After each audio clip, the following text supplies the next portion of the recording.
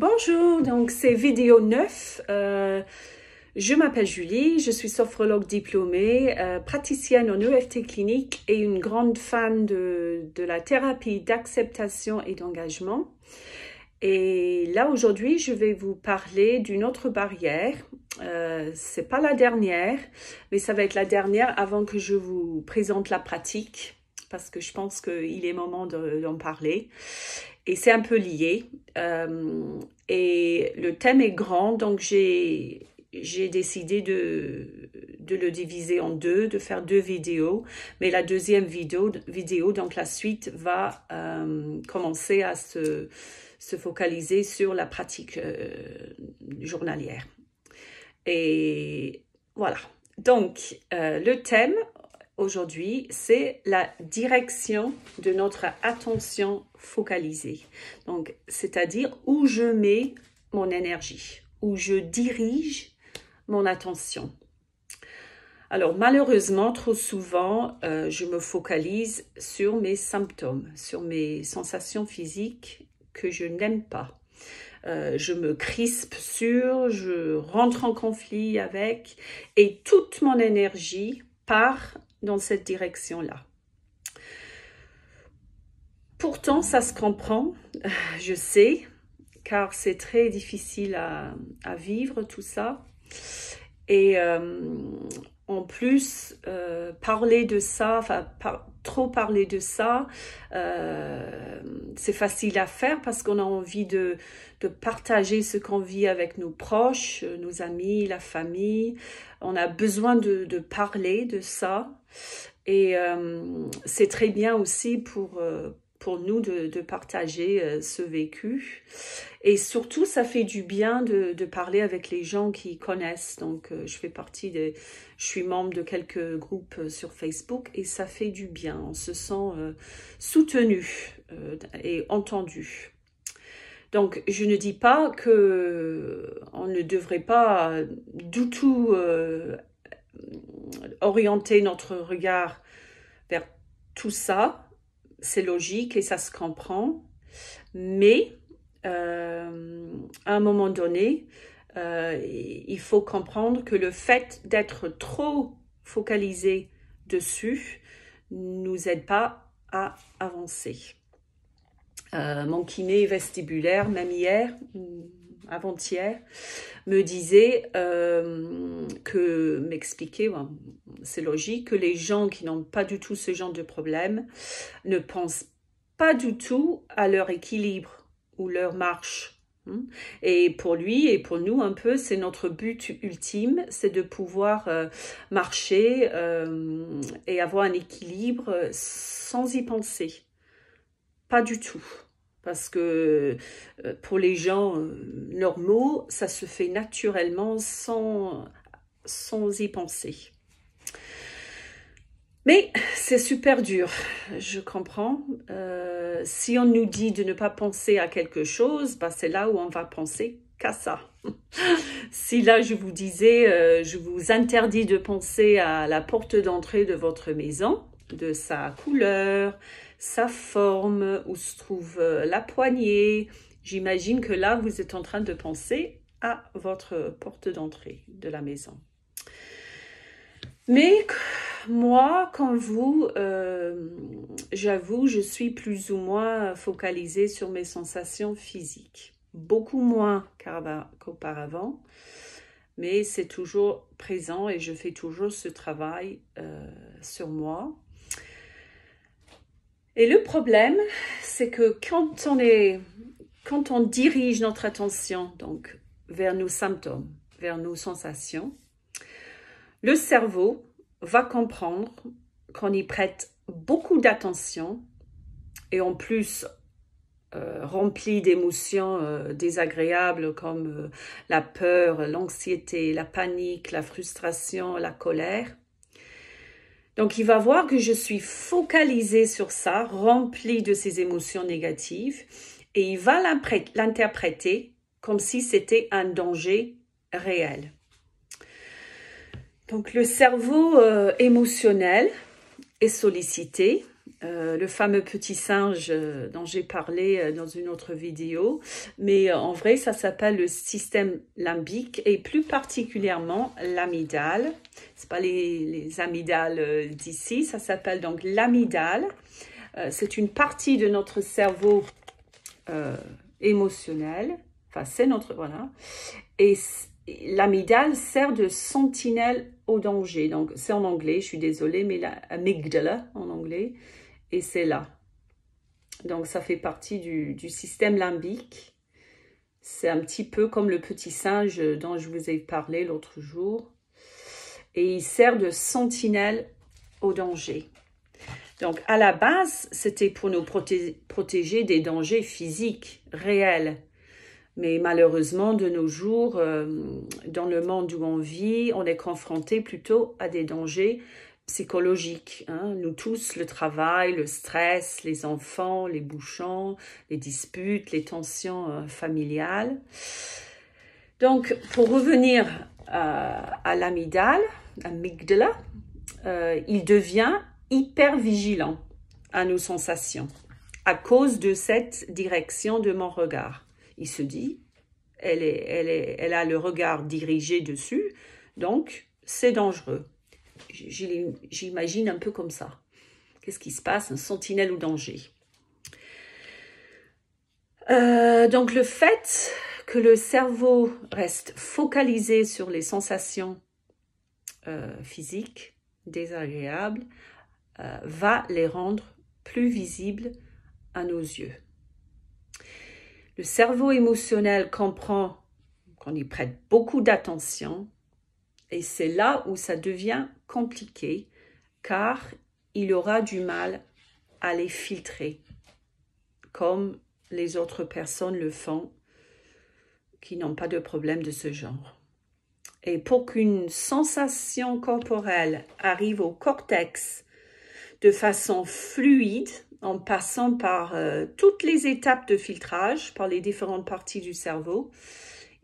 Donc, pour que ce message sensoriel passe de façon fluide, il est super important que le cerveau émotionnel, que l'amygdale, n'intervienne pas. Je veux dire par là qu'il n'y a pas d'anxiété pour déclencher le système de stress dans mon corps. Parce que le problème, c'est qu'une activation répétée long terme de l'amygdale, là, donc, va l'augmenter, on peut l'augmenter en taille et en connectivité, et il va devenir encore plus sensible à interpréter la moindre sensation de tangage, étourdissement et tout le reste. Il va croire que c'est un danger réel. Et ce n'est pas le cas. Ce n'est pas un danger réel. Bon, après, bien sûr, si on a fait tous les examens médicaux et on nous a diagnostiqué un PPPD ou autre chose comme ça. Donc, ils disent que toute notre énergie, notre énergie va là où on met notre attention. Et je t'invite, franchement, à penser à tous les thèmes différents, récurrents dans ta vie, les thèmes sur lesquels tu te focalises le plus et les émotions associées. Moi, je l'ai fait et c'est pas, ça fait peur un peu. Et donc, j'ai noté, je ne sais pas si vous voyez, donc moi, je dessine mal, hein, désolée. Et puis tous les thèmes importants de ma vie, le travail, santé, Lily, c'est ma chienne, famille, mari, enfant, amis. Et bon, je n'ai pas fait pour tous les thèmes, mais là, je vous ai mis quelques émotions associées à ces thèmes. Donc, je vais prendre un exemple donc de Lily. Donc, c'est ma chienne et je vous avais parlé dans une autre vidéo de Cookie, une chienne que j'avais avant qui est décédée soudainement. Donc, là, par exemple, depuis que j'ai Lily, j'ai quand même beaucoup de peur envers elle. Donc, au lieu d'y associer l'amour, la joie, de profiter pleinement d'elle, qui est le cas souvent quand même, l'émotion dominante, je dirais, est souvent la peur. Pourquoi? Parce que j'ai cette grande peur en moi que ça se passe pareil qu'avec Cookie, c'est-à-dire elle est décédée du jour au lendemain. Donc, ça, c'est l'émotion dominante. Ma vie professionnelle, par exemple, le travail, les émotions associées, trop souvent, c'est le regret que cette maladie ne m'a pas laissé faire tout ce que je voulais faire, que je ne suis plus au cabinet actuellement, donc j'appréhende pour l'avenir. Et donc, toutes ces catégories, tous ces thèmes avec leurs émotions associées représentent ma vie, biologiquement, physiquement, émotionnellement, psychologiquement. Ces émotions modifient ma chimie corporelle, la peur, par exemple, l'adrénaline et le cortisol. Et comment vous expliquer, ce ne sont pas nécessairement les choses dans ma vie qui posent problème. Des fois, oui. Et là, si c'est sous mon contrôle, je dois agir, si je peux, pour changer la situation. Mais le plus souvent, c'est comment je les interprète depuis l'intérieur et je leur donne toute mon énergie. Par exemple, ma pauvre Lily n'a rien fait. Elle est juste une petite chienne très belle. Voilà. Mais ma peur, pour elle, vient de moi. Et toutes ces parties de ma vie génèrent des émotions fortes en moi. Ce n'est pas étonnant que je suis souvent fatiguée quand il y a trop de négatifs à gérer.